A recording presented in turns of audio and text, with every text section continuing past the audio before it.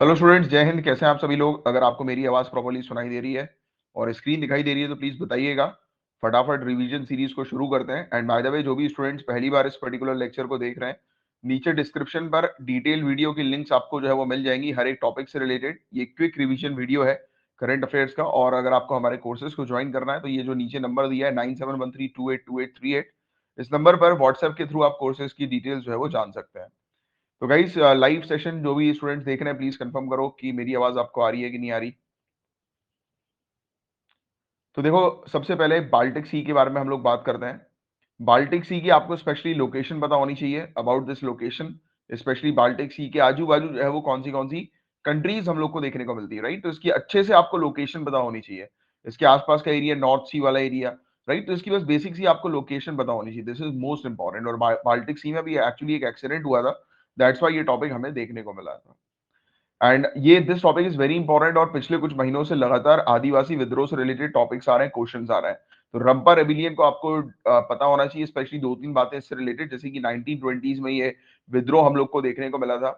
ये विद्रोह जो है वो ब्रिटिश सरकार के अगेंस्ट हुआ था, स्पेशली 1882 के मद्रास फॉरेस्ट एक्ट के अगेंस्ट। मद्रास वन अधिनियम 1882 जो लागू किया था ब्रिटिशर्स ने, तो उसके अगेंस्ट जो है ये विद्रोह, आदिवासी विद्रोह जो है वो हमें देखने को मिला था। 1922 में एक्चुअल में हुआ था और 1924 फोर तक, यानी कि 1924 तक ये आर्म्ड स्ट्रगल जो है वो एंड हो गया।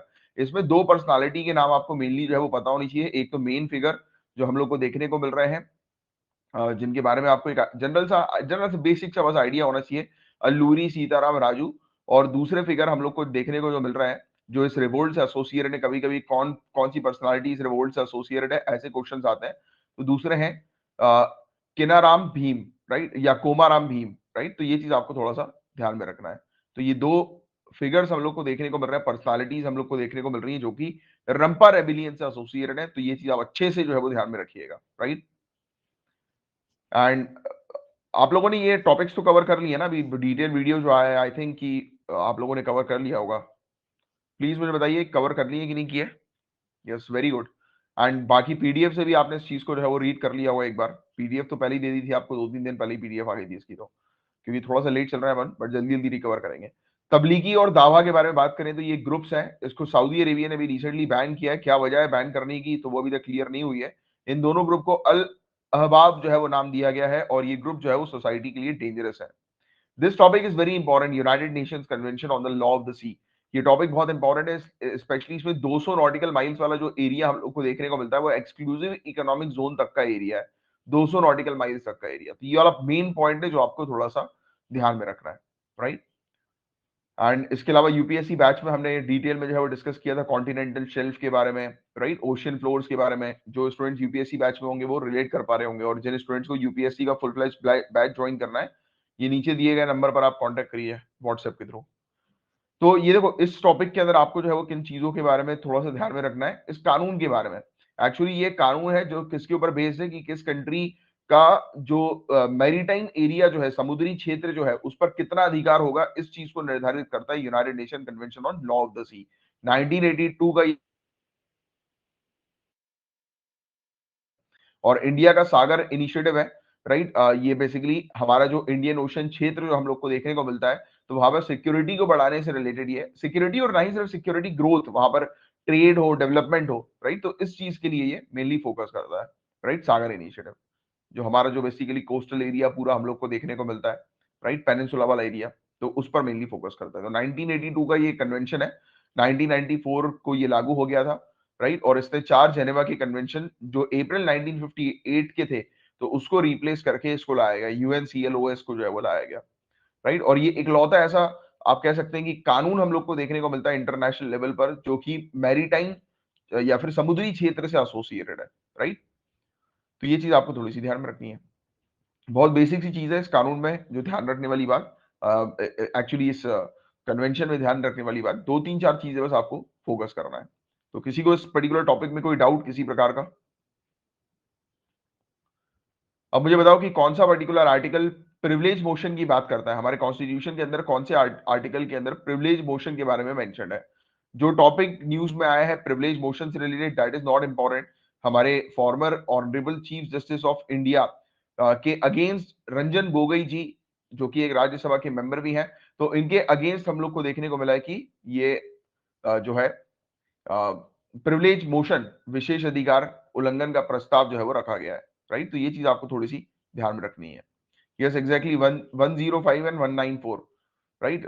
इससे रिलेटेड हम लोग को देखने को मिलता है कि ये पार्लियामेंट्री प्रिविलेजेस की जो है वो बात की गई है। एक्चुअली ये जो यहाँ पर जो पीडीएफ जो है पार्लियामेंट्री प्रिविलेजेस से रिलेटेड, तो लेट मी टेल यू कि जो मैंने टॉपिक आपको दिया है ना, वो थोड़ा सा ज्यादा इंपॉर्टेंट है, क्योंकि उसमें और डिटेल में जो है वो चीजें मेंशन है, क्योंकि उसमें उस टॉपिक के अंदर जो मैंने अलग से आपको बनाकर दिया हुआ है, उसमें एक्चुअली में जो ब्रीच होता है प्रिविलेज का, उसके बारे में भी जो है वो काफी डिटेल में एक्सप्लेन्ड है। तो उसको आप जरूर जो है वो देखिए, क्योंकि इसमें पीडीएफ में लिमिटेड इन्फॉर्मेशन है, राइट? क्योंकि न्यूज जो आई थी वो प्रिविलेज से रिलेटेड थी, बट अपन ने ब्रीच ऑफ प्रिविलेज भी एक टॉपिक पहले कवर किया था, तो उससे रिलेटेड मैंने आपको प्रोवाइड करा दिया था, राइट? बाकी इस पर्टिकुलर लेक्चर के डिस्क्रिप्शन पर आप देखेंगे यूट्यूब पर, तो आपको जो है ये मिल जाएगी, इसकी पूरी लिंक जो है वो मिल जाएंगी ऑलरेडी, राइट? तो ये चीज आप थोड़ी सी ध्यान में रखिएगा। और मुझे बताइए कि स्पीकर का और चेयरमैन का क्या रोल होता है? स्पीकर और चेयरमैन का क्या रोल होता है प्रिविलेज मोशन में? क्या पनिश किया जा सकता है स्पीकर या फिर चेयरमैन के द्वारा, राइट? एक पर्टिकुलर मेंबर को, एमपी को तो पनिश नहीं किया जा सकता। इनका बस काम ये होता है कि इनिशिएट करना, राइट? प्रोसीडिंग को जो है वो शुरू कर देना बस, राइट? और यस, एग्जैक्टली, अगर इनको लगता है तो फिर ये कमिटी को जो है वो सौंप सकते हैं पूरे टास्क को, और कमिटी का काम जो होगा वो फाइनली प्रॉपर तरीके से लॉ एंड ऑर्डर के अकॉर्डिंग ये चेक करने का होगा, और स्पेशली जो रूल्स हम लोग को हाउस के देखने को मिलते हैं उसके अकॉर्डिंग ये चेक करने का होगा कि इन्होंने उल्लंघन किया है कि नहीं किया है। अच्छा, इसके उल्लंघन करने पर जेल हो सकती है क्या? क्या पार्लियामेंट्री प्रिविलेजेस के उल्लंघन करने पर जेल हो सकती है क्या? यस, यस, हो सकती है, जेल भी हो सकती है। तो ये पॉइंट आप बहुत अच्छे से ध्यान में रखिएगा। And one more important thing कि ऑनरेबल प्रेसिडेंट जो है उनको पार्लियामेंट्री प्रिविलेजेस नहीं प्राप्त होती, क्योंकि उनके लिए अलग प्रिविलेजेस हम लोग को देखने को मिलती है कॉन्स्टिट्यूशन के अंदर, आर्टिकल 361 के तहत, ठीक है? तो this point is very important, जो कि आपको ध्यान में रखना है। एंड कोलिजियम सिस्टम आप जानते हैं किससे रिलेटेड है? ऑनरेबल सुप्रीम कोर्ट और हाई कोर्ट के जजेस को अपॉइंट करने, ट्रांसफर करने से रिलेटेड ये हम लोग को कोलिजियम सिस्टम देखने को मिलता है। और इसमें एक क्वेश्चन ये डायरेक्ट बनेगा, कोलिजियम सिस्टम जो है कैसे इवॉल्व हुआ? तो बताइए जरा, कैसे इवॉल्व हुआ कोलिजियम सिस्टम? कोर्ट के खुद के जजमेंट के तहत जो है वो इवॉल्व हुआ। तो ये पॉइंट आपको थोड़ा सा ध्यान में रखना है। ये ना ही कॉन्स्टिट्यूशन में इसके बारे में कहीं पर जिक्र है, ना ही कोलिजियम सिस्टम के बारे में किसी कोई कानून बना हुआ है, राइट? ये आप बस ध्यान में रखिएगा कि सुप्रीम कोर्ट के जजमेंट के तहत इसको बनाया गया कोलिजियम सिस्टम को। एंड बाय द वे, जो आर्टिकल 124 हमारे इंडियन कॉन्स्टिट्यूशन का है, उसके अंदर क्लियरली मेंशन है कि जो सुप्रीम कोर्ट के जजेस हैं उनको कौन अपॉइंट करते हैं? हमारे ऑनरेबल प्रेसिडेंट अपॉइंट करते हैं। जजेस की एलिजिबिलिटी आपको पता होनी चाहिए, सिंपल सी, कि इंडियन सिटीजन होना चाहिए एक जज, 65 साल से ज्यादा की उम्र नहीं होनी चाहिए, साथ ही साथ एक ऐसा व्यक्ति जिसने एटलीस्ट 5 सालों तक हाई कोर्ट या फिर ऑनरेबल सुप्रीम कोर्ट पर सर्व किया हो एज अ जज के तौर पर, या फिर एज अ वकील के तौर पर हाई कोर्ट में कम से कम 10 सालों तक उसने सर्व किया हो। तो ऐसे ऐसा व्यक्ति जो है वो ऑनरेबल सुप्रीम कोर्ट का जज जो है वो बन सकते हैं, राइट? तो ये चीज आप थोड़ी सी ध्यान में रखिएगा।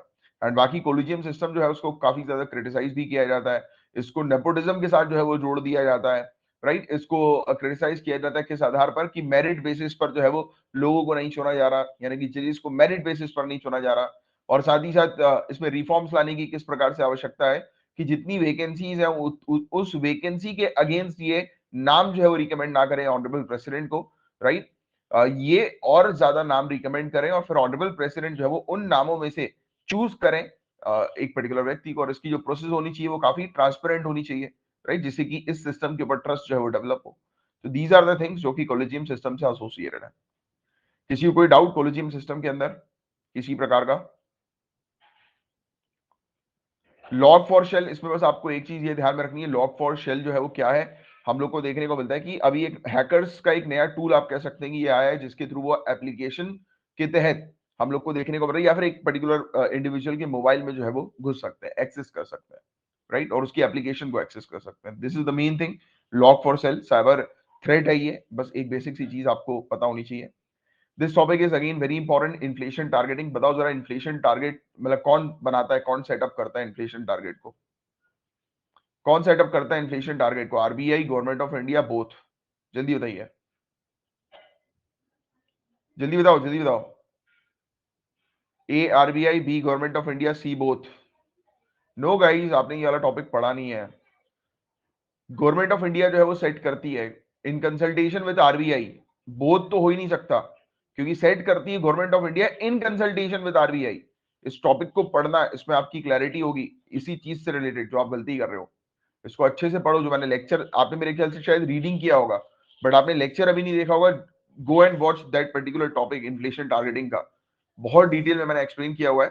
इन्फ्लेशन टारगेटिंग हमारी कंट्री के अंदर बस आपको अभी याद रखनी की 4 ± 2 है एट प्रेजेंट, यानी कि इन्फ्लेशन 4% है, ±2 यानी कि उसकी अपर लिमिट 6% तक और लोअर लिमिट 2% तक। तो इतना, और क्या इन्फ्लेशन रखना, मतलब इन्फ्लेशन स्टेबिलिटी तो आप जानते हैं यार कि मुद्रा फीसदी जो हम लोग को देखने को मिलती है वो अगर स्टेबल होगी तो एक कंट्री की इकोनॉमिक ग्रोथ जो है वो होगी स्टेबल तरीके से, राइट। बट इन्फ्लेशन भी बहुत ज्यादा जरूरी है। कौन लोग पसंद करते हैं इन्फ्लेशन को सबसे ज्यादा? इंडस्ट्रियलिस्ट। इंडस्ट्रियलिस्ट सबसे ज्यादा इन्फ्लेशन को पसंद करते हैं। वेरी गुड, बिल्कुल सही लिख रहे हैं निगम जी, वेरी गुड। ठीक है। एंड तो ये चीज बस आपको थोड़ी सी ध्यान में रखनी है। देखिए क्या लिखा है, क्वेश्चन क्या है, who set the inflation target. तो अमेंड किया गया था आरबीआई एक्ट 1934 को, जिसमें मेंशन है सेट बाय, क्या लिखा है, inflation target to be set by government of India in consultation with RBI once in 5 year. तो सेट बाय डायरेक्ट पूछा जाए तो government of India is the answer, right. Set in consultation with whom, in consultation with RBI. Both नहीं होगा, क्यों? क्योंकि set कौन कर रही है? Government of India. वो कंसल्ट कर रही है आरबीआई के साथ, that is the condition, right. ये कंडीशन है जो उसके साथ जो है वो जुड़ी हुई है, बट सेट कौन कर रही है? Ultimately government of India set कर रही है। तो this point is very important. और हर 5 साल में एक बार जो है वो इन्फ्लेशन टारगेटिंग सेट होती है, और आज की डेट में इन्फ्लेशन जो है, मुद्रा फीसदी जो है वो बड़ी है। दैट्स वाई ये टॉपिक हम लोग को न्यूज में देखने को मिला है, राइट। तो ये चीज है, और ये था लास्ट टॉपिक। मैं उम्मीद करता हूँ पूरे अच्छे से ये टॉपिक्स आपको कवर हुए होंगे। किसी को कोई डाउट है तो आप लोग पूछ सकते हैं, बाकी इस नंबर पर कांटेक्ट करके कोर्सेज की आप जानकारी ले सकते हैं। बताओ गाइस, कोई डाउट किसी को किसी प्रकार का? Everything is clear. And by the way, कल जो है वो करंट अफेयर्स की रिवीजन क्लास नहीं हो पाई, मैं कुछ मीटिंग्स में इन्वॉल्व था। एंड फ्रॉम जनवरी ऑनवर्ड्स अपन कुछ और एक नई चीज जो है वो करने वाले हैं करंट अफेयर्स के अंदर ही, तो जिसके बारे में मैं आपको बताऊंगा, राइट। कुछ समय बाद इसको रिवील करेंगे, और एक बहुत बढ़िया चीज हो रही है। एंड वन मोर थिंग, आज मैं एक लिंक आपको प्रोवाइड करूंगा जिसमें आप लोगों के लिए एक छोटा सा गिफ्ट है झांसर एकेडमी की तरफ से, राइट। तो वो मैं आज जो है वो आप लोग को प्रोवाइड कराऊंगा, आज इवनिंग तक, शाम तक जो है वो आपको मिलेगा। ठीक है, चलो। और ये न्यू ईयर गिफ्ट है आप लोगों का। बस अब ये साल जो है वो एंड होने वाला है, तो न्यू ईयर गिफ्ट आप लोग के लिए लेकर आ रहे हैं हम लोग, तो प्रोवाइड करेंगे। चलो गाइस, फिर अब मैं साइन ऑफ करता हूं। किसी को कुछ पूछना तो नहीं है? Is everything clear?